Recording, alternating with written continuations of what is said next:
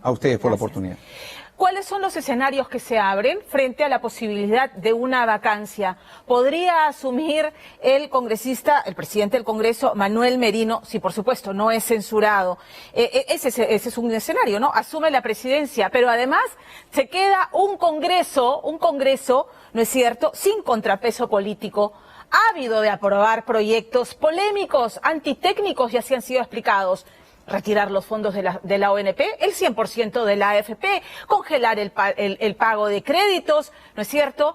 Y en medio de una pandemia que mata a decenas de miles. El Perú ocupa el primer lugar en el ranking de la caída económica en el mundo. Millones se han quedado sin empleos y tenemos un Congreso que tiene su agendita por debajo y que se quedaría solo en el camino. ¿Será ese el mejor escenario? Fernando Díaz tiene nota.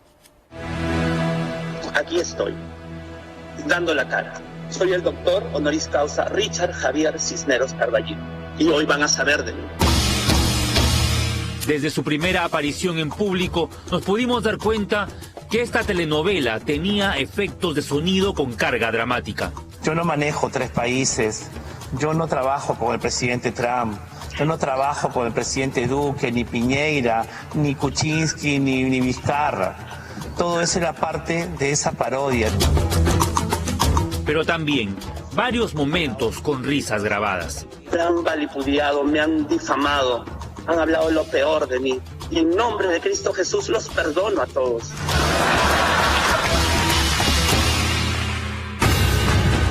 Sin embargo, el guionista de esta tragicomedia llamada Vacancia Presidencial aún no ha escrito el capítulo final. Y es que los hilos del titiritero mayor se bifurcan nuevamente entre dos poderes enfrentados desde hace más de 4 años. A uno lo tiene bien sujetado del fundillo y el otro le acaba de dar el beso de Judas. Y te encuentras pues con Richard Swing, ¿no? Y dices, esto es realmente una comedia. Esta es una comedia con tragedia, porque no estamos delante de una comedia que termina afectando a él y 2 más. Está afectando al gobierno y en consecuencia a nosotros. Un personaje mofletudo y delirante vuelve a entrar en escena para hacerse más viral que el COVID-19 y zarandearnos peor que maraca de brujo. Es muy probable que un gran porcentaje de los peruanos no entiendan ni siquiera qué está ocurriendo. Eso es más grave aún. Y nuevamente, ese es un ejercicio sistemático que han hecho los gobiernos en nuestro país. Ahí está, si tú no inviertes en educación, pues pasa esto. 65 votos reunidos a favor de dar un golpe de timón en medio de una tormenta. Como si no bastasen los más de 700.000 contagiados, los casi 3 millones de desempleados, la delincuencia a tope, las 70.000 empresas del sector turismo que hasta ahora no pueden abrir, los 350.000 universitarios que han dejado de estudiar. Esta semana, los peruanos hemos bailado el swing que ellos quisieron tocar. ¿Y qué tenemos hoy día? En medio de una pandemia sanitaria, una crisis política y el año pasado otro descrédito con el cierre del Congreso. O sea, somos especialistas en hacernos harakiris. No podemos hacerla mejor para tratar de suicidarnos cuando teníamos el mejor de los futuros. ¿Qué le espera al Perú la próxima semana si es que el Congreso vaca a Martín Vizcarra?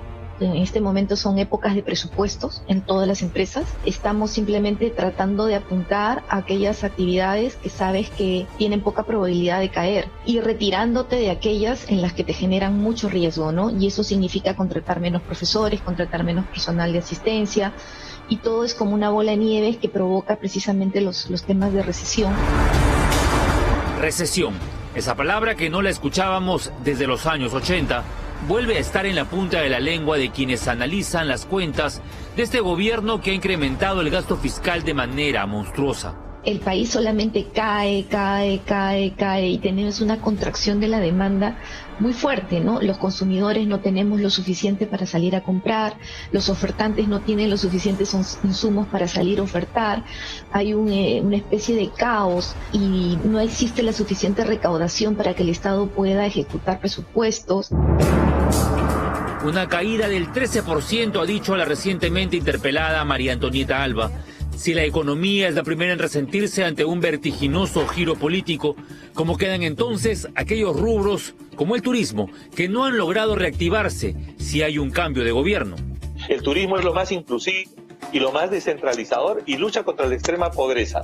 Ahí necesitamos a los congresistas, a los políticos, para dictar normas para evitar el cierre de las empresas. 650.000 trabajadores que hemos perdido, 70.000 empresas que han tenido que cerrar. Muchos hoteles, agencias de viaje, restaurantes no han podido abrir. ¿Y eso qué significa? Miles de personas desempleadas. Herido de muerte, el turismo peruano no recibirá este año y quién sabe el próximo a los viajeros de selfie y cámara de fotos. El sector registra una caída del 97% y tiene puesta la esperanza en los hombres de negocios o en los extranjeros que trabajan en megaproyectos como la reconstrucción del norte encargada a los británicos. Un cambio de gobierno simplemente los espantaría. Ya tenemos bastante con el tema sanitario, del confinamiento, no ver a tus padres, a tu familia, saber que has perdido amigos, que se han ido, jóvenes o mayores. Y hoy día estamos además, como peor no la podríamos pasar, en una crisis política innecesaria, que podría juzgarse al presidente si ha cometido algo irregular, que se sancione, pero estamos entrando a un tema que no nos va a conducir a nada cuando tenemos en 6 meses elecciones presidenciales. La vacancia presidencial por incapacidad moral permanente existe en la Constitución desde hace más de 180 años. Y en aquel tiempo, 1839, se refería a un problema de salud mental irreversible en el mandatario.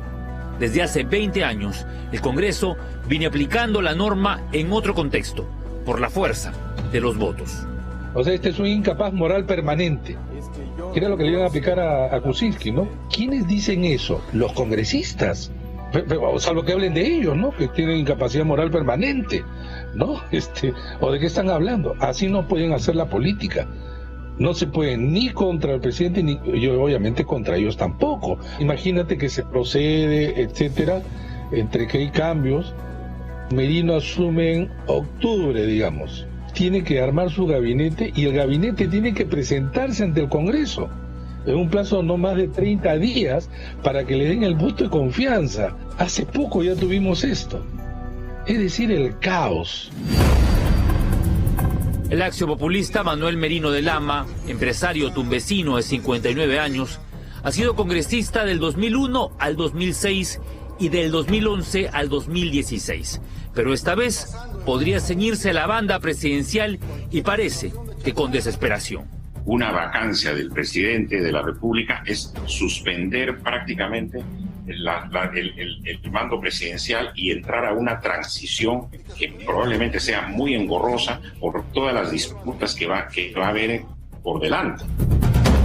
Tras lo ocurrido entre Merino y los militares, las bancadas más furibundas que pedían la cabeza de Vizcarra hoy reculan.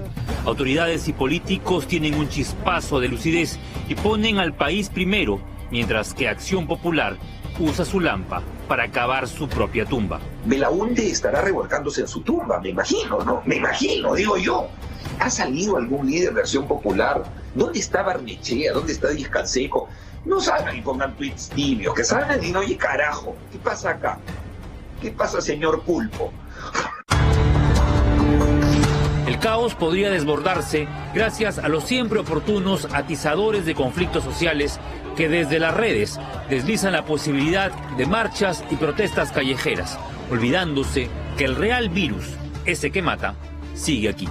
Independientemente de que haya gente en pro o en contra de lo que tenga que pasar o pase, una cosa que no podemos seguir ni hacer es salir a las calles ni hacer protestas, porque eso significaría romper justamente lo que necesitamos, que es mantenernos con distanciamiento social para seguir bajando el número de casos. La real crisis es la sanitaria y un cambio de gobierno implicaría un reseteo en el manejo de la emergencia. No es que Vizcarra lo esté haciendo estupendamente bien, pero bajo la presidencia de Manuel Merino de Lama hay negociaciones que se retrasarían, como las pruebas de la vacuna, por ejemplo. Va a perjudicar posiblemente también hasta los trabajos de investigación, porque En realidad nosotros estamos coordinando muy bien con CITEC, con el INS, ya tenemos establecidos los proyectos, ojalá estos no tengan variación, ¿no? La vacuna que se prueba en el Perú pertenece al laboratorio chino Sinopharm, que no es una empresa privada, sino que está controlado por el gobierno chino y por lo tanto sus contratos son muy sensibles a los cambios políticos de los países compradores. El COVID no se ha acabado, más aún estamos en un periodo en el que esto estaba bajando gracias a que se están tomando acciones, a que se están haciendo sanciones y se están persiguiendo también una serie de cosas que habían quedado, digamos, pendientes. Además, tenemos una serie de negociaciones que tienen que ver con el desarrollo de los ensayos clínicos, inclusive la participación del Perú en COVAX, que es esta plataforma para poder tener acceso a la vacuna. Toda vacancia presidencial tiene una enorme cuota de incertidumbre, cuyo final puede ser para bien o para mal.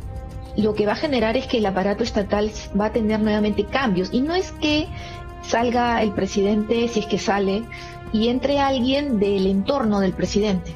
Entraría alguien que está completamente afuera del entorno del presidente y que seguramente querrá introducir o contratar a personas completamente diferentes, y eso lo que va a generar es que haya cambios en los equipos de los ministerios. En 8 meses de hipotético gobierno de Merino, ¿qué grandes cambios se podrían dar? ¿El señor Merino está preparado realmente para gobernar? Si critican al señor Vizcarra que no está preparado y ya tiene varios años en el gobierno, imaginará pues uno que va a ir a aprender. Pero además el gobierno no pasaría a manos de un partido, digamos, que está preparado para en este momento, no, además porque la sucesión es la persona, no el partido. Pero claro, él puede decir, mis ministros son de Acción Popular, y nadie le podría decir nada. Bueno, a ver, así las cosas, aquí en Día D creemos que es importante señalar que oponerse a la vacancia no significa respaldar, y sobre todo en este caso particular, al presidente Martín Vizcarra, quien, a la luz de los audios y de los que de ellos pudiera desprenderse, el presidente tiene que responder ante la justicia, lo tiene que hacer, tiene que dar explicaciones. La vacancia no hace sino colocarnos en un escenario que ya es complicado, suficientemente complicado por la pandemia. Nos coloca ante la posibilidad de que el presidente del Congreso, Manuel Merino de Lama, asuma interinamente la presidencia, si es que, ya hemos escuchado antes, no prospera un pedido de censura en su contra. Así lo está evaluando el Frente Amplio. Merino es congresista de Acción Popular y solamente es el rostro visible de un intento de vacancia express, aupado por el partido de Antauro Humala, Unión por el Perú, que ha promovido esta moción de vacancia con el voto entusiasta, hay que decirlo, de las bancadas de César Acuña y de José Luna Gálvez, los partidos que han bregado, recorden ustedes, que han bregado desde el Congreso por torpedear a la SUNEDU, buscando blindar sus claros intereses económicos. La vacancia, además, nos dejaría con un Congreso con claros apetitos populistas, sin contrapeso político, para sacar adelante proyectos que no harían sino ahondar más la ya grave crisis económica. No podemos, además, dejar de lado el que pareciera ser el gran objetivo, el objetivo mayor de quienes están detrás de estas movidas, aplazar las elecciones, buscando mantener su fortaleza política, su cuota de poder. Lo que vienen son semanas y meses complicados, en medio de los peruanos zarandeados, ¿no es cierto? Y complicados si es que toda la clase política, desde el presidente hasta el presidente del Parlamento y todos los parlamentarios, no actúan con responsabilidad. De no mediar nuevas revelaciones que pudieran comprometer más al presidente Martín Vizcarra, que termina esta semana y para lo que resta de su mandato con la credibilidad sumamente mellada, lo mejor que nos pudiera ocurrir es que se realicen las elecciones en abril como han sido convocadas y que Martín Vizcarra termine su mandato con miras a una transición lo más tranquila posible. Mientras tanto, la exhortación a toda la clase política es que se enfoquen en lo verdaderamente urgente, que es esta pandemia.